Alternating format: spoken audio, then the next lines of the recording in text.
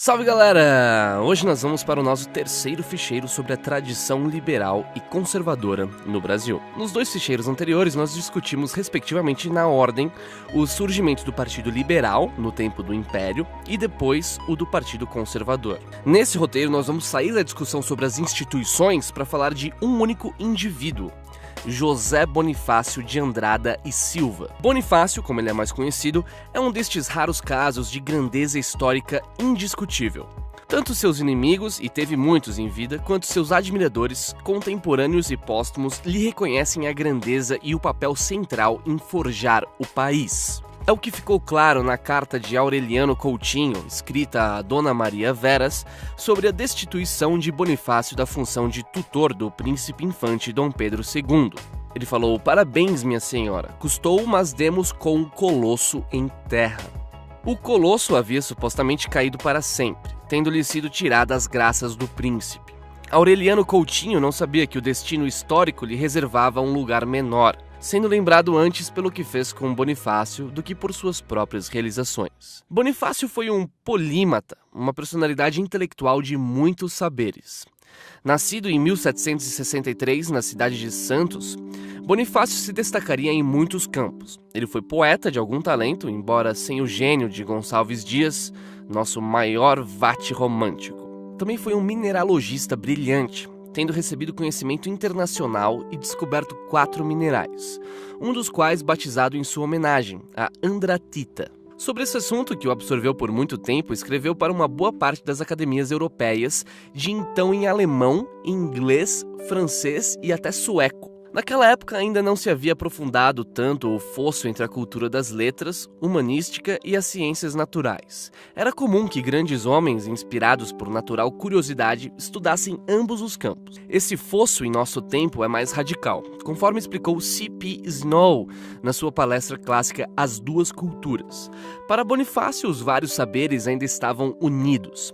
Ele também suporta, como escreveu Olavo de Carvalho, a comparação com os Founding Fathers americanos, sendo até mesmo intelectualmente superior a muitos deles. Contudo, como a consciência nacional é de curta duração, suas obras se tornaram meramente registros, a serem consultados por historiadores de ofício e não um assunto de debate vivo e presente. Assiste hoje somente o esforço, especialmente por parte dos conservadores, de reabilitar não a figura, mas a presença viva dessa personalidade política no debate nacional. A este esforço pretendemos dar aqui uma pequena contribuição. 1. A vida em Portugal. Bonifácio nasceu em família aristocrática. Como dissemos, nasceu em 63 do século XVIII, 1763.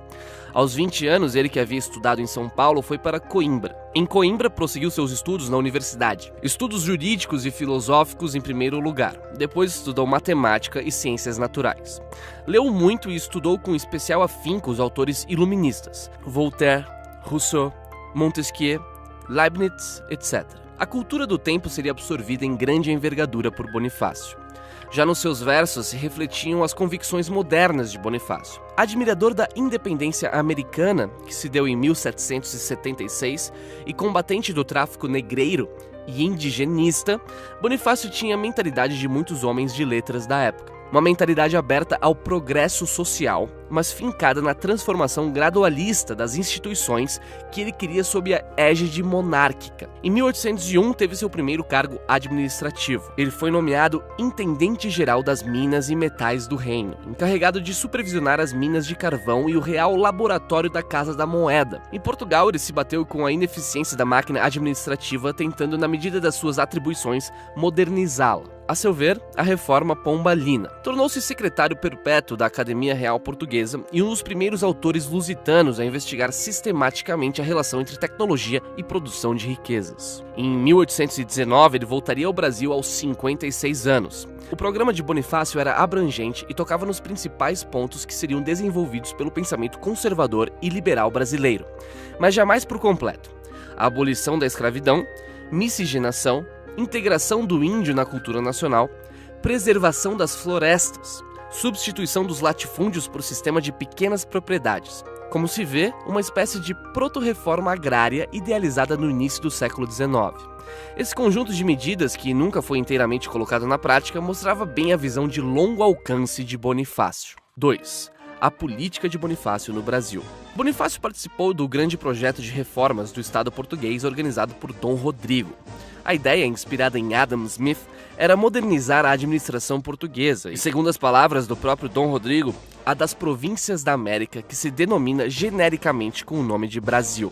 A ideia visionária era criar um Império Atlântico poderoso, em uma condição de menor sujeição da colônia a Portugal, que deveria contrabalançar no plano ibérico ao desenvolvimento comercial e geopolítico dos países líderes do iluminismo europeu. Neste modelo haveria 2 centros de força, um na América e um na Europa, que seria Portugal. A ideia fincava raízes profundas na consciência política de Bonifácio. Infelizmente, 2 fatos jogaram água nesse projeto. O primeiro foi o Tratado Comercial Draconiano com a Inglaterra em 1810. Nesse tratado, os portos brasileiros foram abertos para o livre comércio com o mundo. Entretanto, o livre comércio não era tão livre assim. Como vocês devem saber, de acordo com as cláusulas desse tratado, a Inglaterra tinha uma tarifa diferenciada, de 15% em relação aos seus produtos. Portugal, 16% e os demais países, 24%.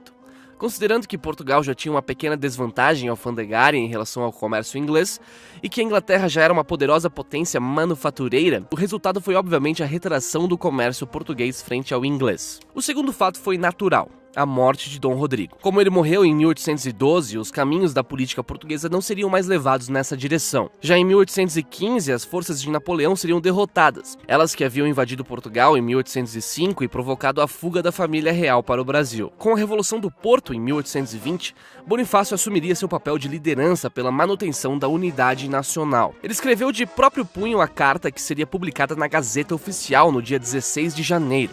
A carta célebre em que o príncipe regente demarcará sua decisão de ficar na colônia. Essa decisão foi justamente tomada em contrário às reivindicações da Revolução do Porto, sublevação de oficiais militares que contou com forte apoio do povo, do clero e do exército. A Revolução do Porto exigia 2 coisas: o imediato retorno da corte a Portugal e a reinstauração do pacto colonial. Ambos eram contrários aos interesses nacionais, e nenhuma delas foi realizada, pois a vontade do príncipe e de Bonifácio apontavam pelo contrário. Bonifácio, representando os interesses nacionais, fez com que o príncipe ficasse em terra brasileira. As cortes portuguesas, contudo, enviaram tropas para o Brasil para submeter o país ao novo regime colonial. Bonifácio expediu uma carta declarando-as inimigas, e então começou o processo de independência. Dedicaremos um ficheiro especial somente para tratar do complexo assunto da independência do Brasil, então não vamos adiantar os detalhes sobre isso. O fato é que, como política demonstra desde sempre, mesmo os grandes homens passam por reveses.